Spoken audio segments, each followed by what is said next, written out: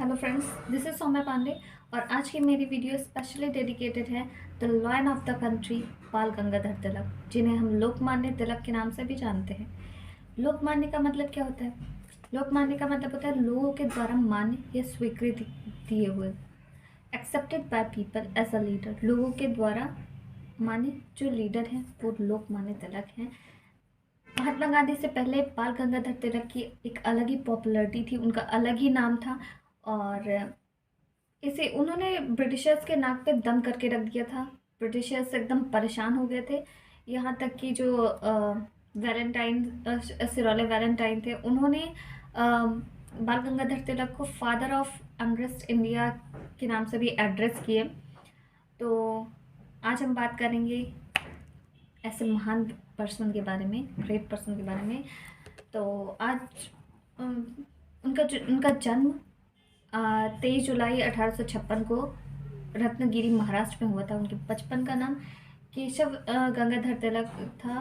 उनके फादर गंगाधर तिलक जो कि एक स्कूल टीचर थे और संस्कृत के स्कॉलर थे।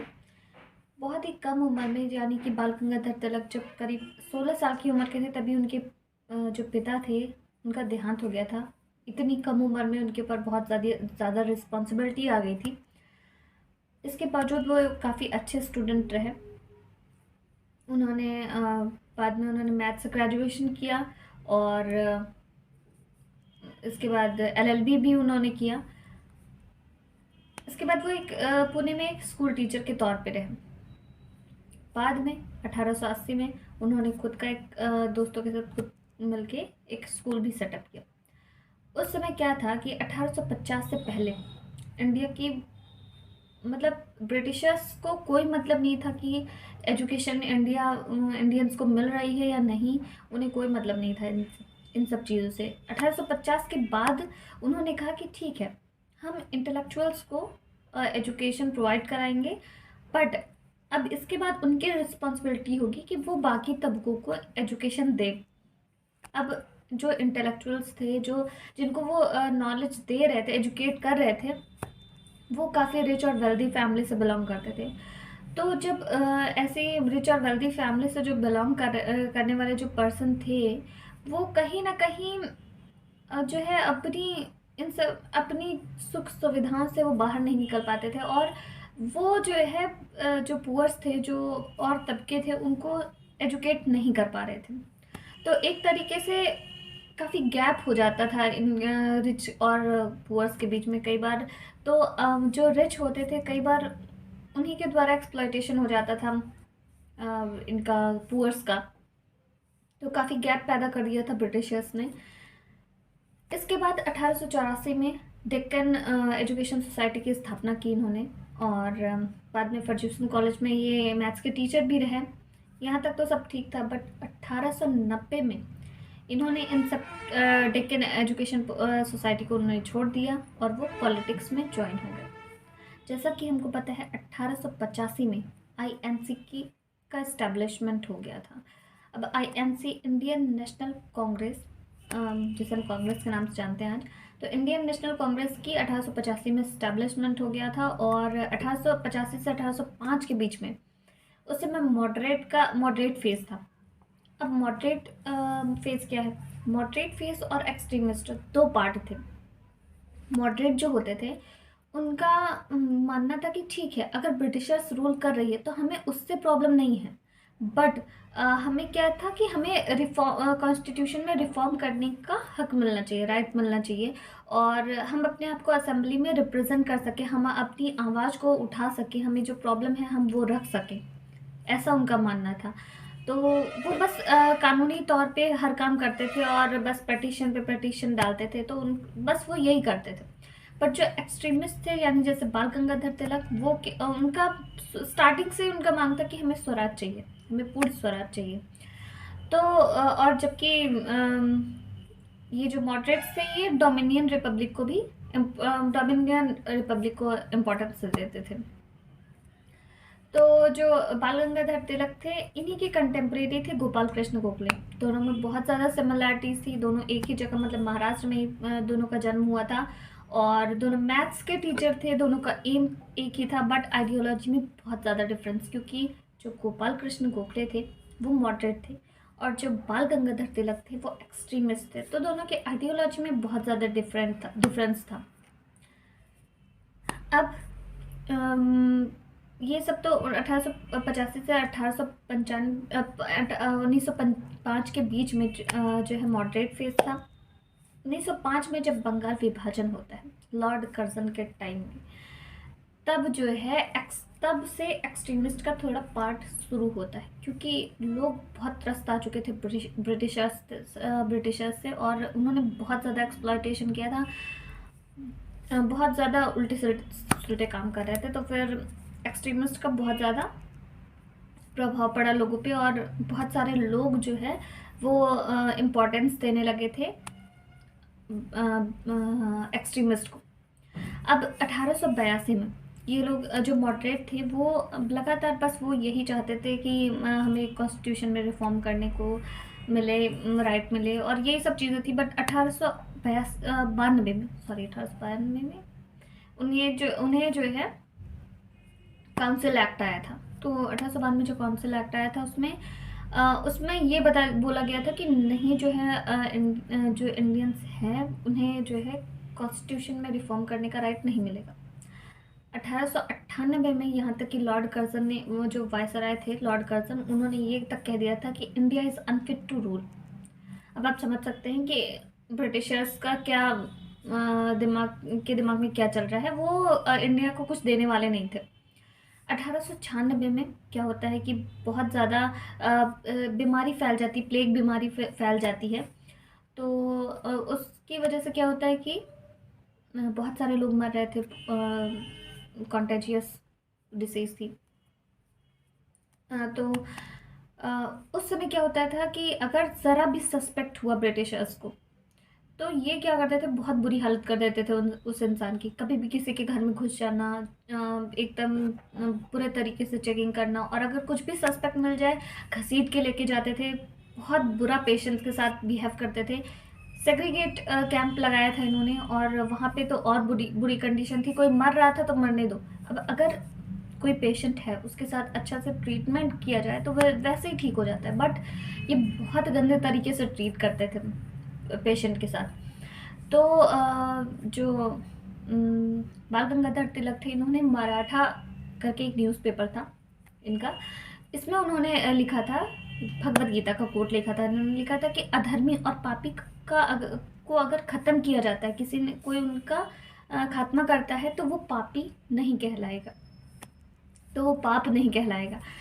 तो जो है इनकी बातों से लोगों पे बड़ा प्रभाव पड़ता था, बहुत ज़्यादा इन्फ्लुएंस होते थे लोग। और एक तो उस समय इतनी मतलब रदलेस एक्ट से इन लोग के, ब्रिटिशर्स के इतने रदलेस एक्ट से लोग बहुत ज़्यादा गुस्सा थे, लोगों में बहुत ज़्यादा गुस्सा भरा था।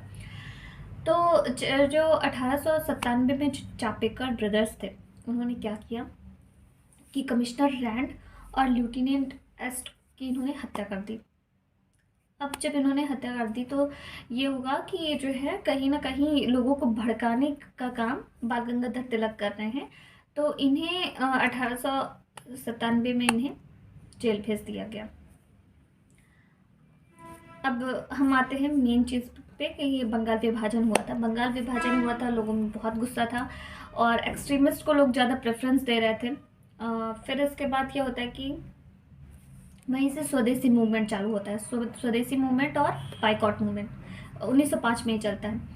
बंगाल विभाजन के तौर पे ये होता है, उसमें ये होता है कि हम जो है ब्रिटिशर्स का कोई सामान नहीं खरीदेंगे, ब्रिटिशर्स की कोई चीज़ इस्तेमाल नहीं करेंगे।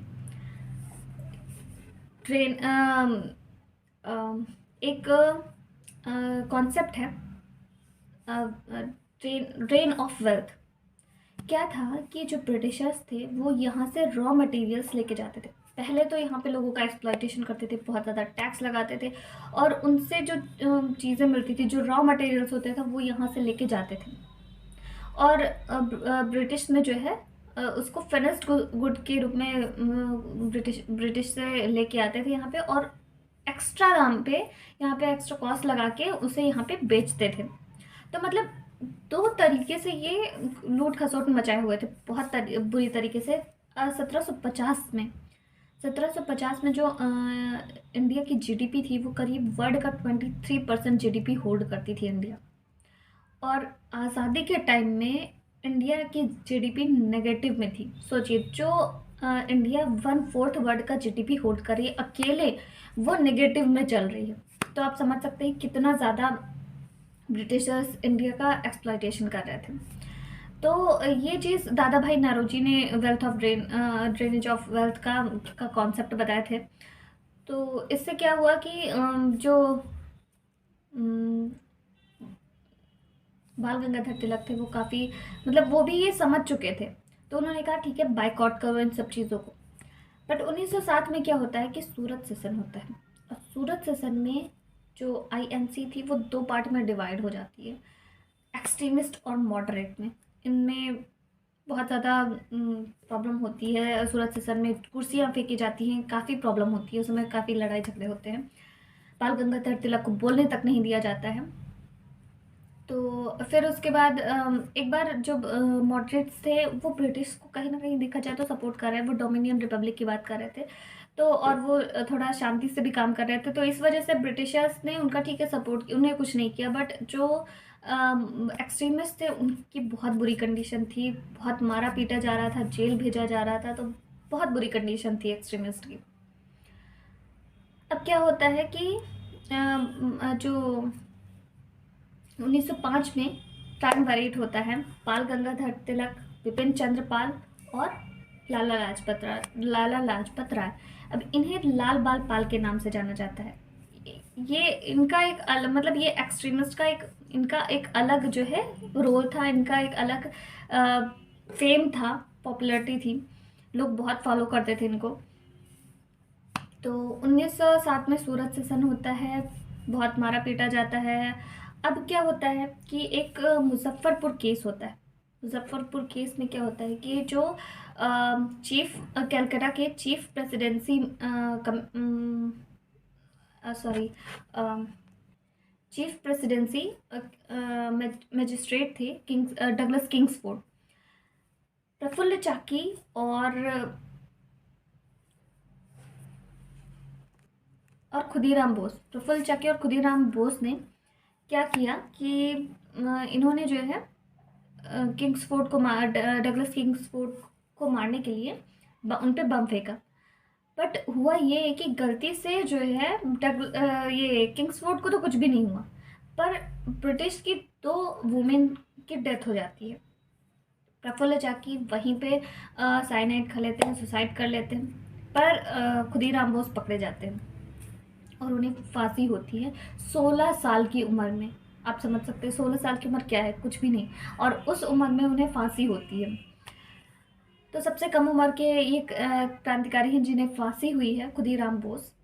और फिर ये होता है और इसकी वजह से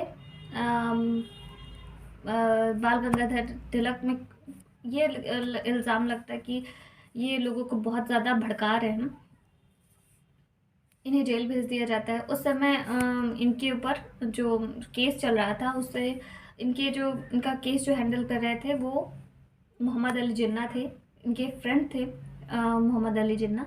तो वो इनका केस देख रहे थे, बट एविडेंस सारे इनके खिलाफ थे, तो इन्हें 6 साल की जेल हो जाती है। इन्हें मैंडले जेल भेजा जाता है जहाँ पे इन्होंने गीता रहस्य नामक बुक भी लिखी।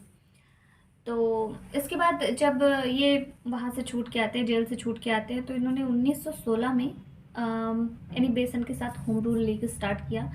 और होम रूल लीग में स्टार्टिंग में जब इन्होंने शुरू किया तो करीब 1400 लोग जुड़े हुए थे, बट इसके बाद करीब 32,000 लोग जुड़ गए थे बाद में। बट उतना सक्सेस नहीं मिला इसे जितना एक्सपेक्टेशन थी इसकी, बट काफ़ी कुछ इसका प्रभाव रहा। अब 1919 में क्या होता है कि फर्स्ट वर्ल्ड वॉर ख़त्म हो चुका होता है। अब जो ब्रिटिशर्स थे उन्होंने जो वादा किया था वो तो निभाया नहीं, और इसके बजाय उन्होंने रॉलेट एक्ट दे दिया। अब रॉलेट एक्ट क्या है? रॉलेट एक्ट में ये था कि कोई भी जो लोग हैं वो एक साथ ग्रुप में नहीं खड़े हो सकते। और अगर कोई भी सस्पेक्ट पाया जाता है, संदिग्ध पाया जाता है कि कुछ गतिविधियां हो रही हैं, ब्रिटिशर्स के खिलाफ कुछ काम हो रहा है, लोग जुट रहे हैं, तो वो तो बिना किसी वारंट के तुरंत उन्हें जेल भेज देंगे। महात्मा गांधी ने इसे बिना अपील, बिना वकील, बिना दलील वाला कानून भी कहा है।